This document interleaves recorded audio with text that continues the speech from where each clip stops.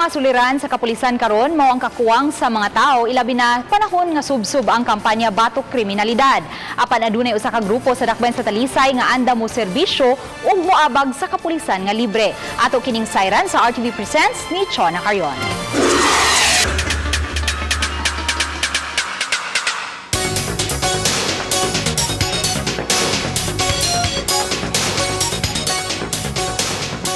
Dili kalimod nga kuwang gyud ang mga pulis nga mopatuman sa Kapsay ug Kalinaw sa tagsa-tagsa kadapit.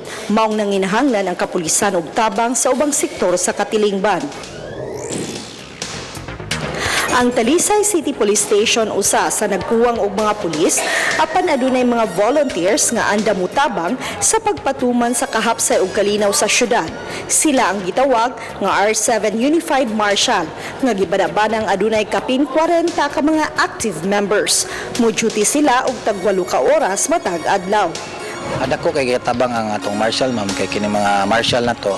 They serve as a force multiplier sa ato mga pulis. Unya sila po'y mo-assist o mutabang sa tuwa sa mga atong kapulisan in terms sa pag-implement sa mga balaod, unya in terms of mga kagubot, additional sila sa pwersa na to.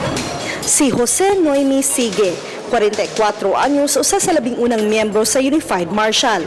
Mato niya, boluntaryo siyang mitabang sa kapulisan sama sa pagpatuman sa kahapsay sa dagan sa trapiko, ingon man sa hugot nga kampanya, batok sa ginadiling drogas o iligal nga sugal. Wa niya igsapayan ang risgo nga dala sa maong responsibilidad. Gani naagian na niyang maigo sa bato atol sa usa ka police operation. May gini nakakaw ko wa pa lom siguro to.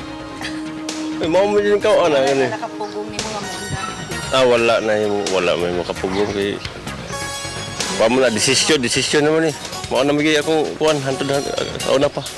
Mato ni Sige, usa kini sa iyang tampo alang sa kaayuhan sa mga Talisaynon bisan kun wala siya gidawat nga sweldo.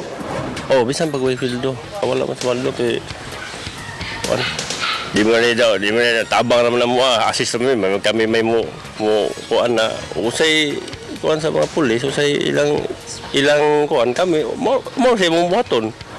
Mausab kini ang tuyo ni Marilyn Donaire, 33 anyos. Siya ug ang iyang bana mga sakop sa Unified Marshal. Babay man siya apan andam siyang mutabang. Back up lang sa mga pulis. Ang Talisay City Police Station mapasalamaton sa ilang force multipliers. Gani, andam gyud ang kapulisan nga mubansay ug mugiya kanila kun unsa ang mga angayang buhaton. Ang peace and order is everybody's concern ug angay lang nga mutabang ang publiko aron kanunay hapsay ug malinawon ang usa ka dapit. Uban ni Marlon Melgaso, ako si Chona Carrion ug kini ang akong short docu.